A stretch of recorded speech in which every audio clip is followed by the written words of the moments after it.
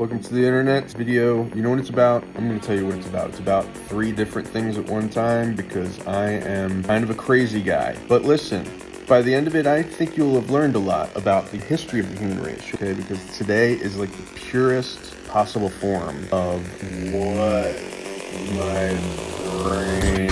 Listen guys, if you need tips on how to look weird in public, you've come to the right place. I just discovered these are called landauer mics.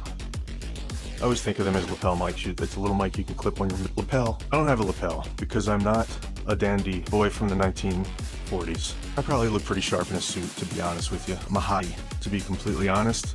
But when I'm at home, I'm often not wearing a 3-piece suit. I tried to clip it on my shirt and my physique does not allow me to do that. My tip of the day is wear a baseball hat, clip the landauer to your hat in place, like around the front. This keeps the mic at an equal distance from your face the whole time, right? And so that's the good news. Bad news is, as you're walking up the street, you look like a weirdo with a light clipped to the front of your hat, and you're talking to yourself. This morning, I finished a YouTube video about AI. It's weird because that is pretty relevant topic right now. And so for the first time in my life, I happen to be actually talking about something that is in the zeitgeist. This is not something I'm used to. Usually I'm talking about some band that broke up in 1987 or something like that. I guess this is what being relevant is like. I don't think the algorithm knows what to do with me. I'm not top 40. I'm not for everybody. Following trends is a shortcut to being classifiable in the eyes of the robot overlords. But I gotta play everything in hard mode. I even did this with video games. Like, I'll get stuck in a spot and it comes down to either lower the difficulty or quit playing the game. And I often quit playing the game because too stubborn to lower the difficulty. That probably says something about me deeper than I would care to talk about. I gotta put it on hard mode. I'll be like, I'm gonna be the one guy that makes tacos, but they're completely different. Instead of a taco shell, I'm gonna put it between 2 buns. And instead of hamburger meat all loose, I'm gonna pack it all together with breadcrumbs. And instead of shredded cheese, I'm gonna put one solid square of cheese on it. Melt that right over the top of that packed together hamburger meat. And it's gonna be the best taco stand ever.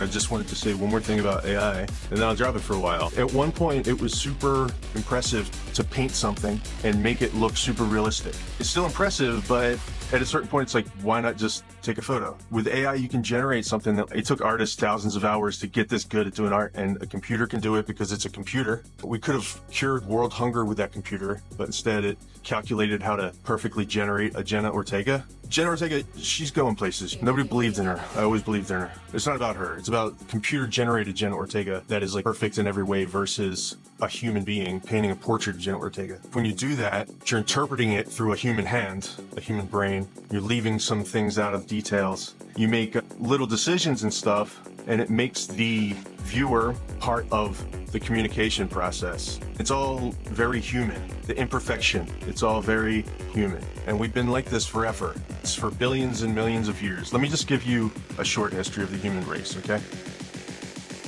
About a billions of years ago, we were floating through space. There were 12 of us. These 12 people, they started arguing with each other and they started banging each other. And then they started banging different members, right? They would trade each other around. And then there were by the time they found the planet, there were 50 of them. And so those all banged each other, banged it out, and then they finally landed on Earth. And when they got to Earth, they had to fight the dinosaurs. And there were 150 of them by then because of all the banging. They were banging it out. I can't stress this enough. Just all over it. That is actually what formed Venus, the fluids, okay? So that's just a theory, but there's a lot of evidence for it. Look it up. So there were 150 of them here, and they suddenly had to fight all the dinosaurs on Earth. And it was a big battle. Some of them fell in love with dinosaurs, and those were really sweet stories. But in the end, humans had to make room for McDonald's, and then they had to make room for Burger King, because we can't just live off McDonald's. We have to have healthier choices. And now here we are, we're able to use a computer to generate a Jenna Ortega that looks almost real, unless you look closely enough. So she's got 30 fingers on one hand. It's hard not to just be weirded out by all of it.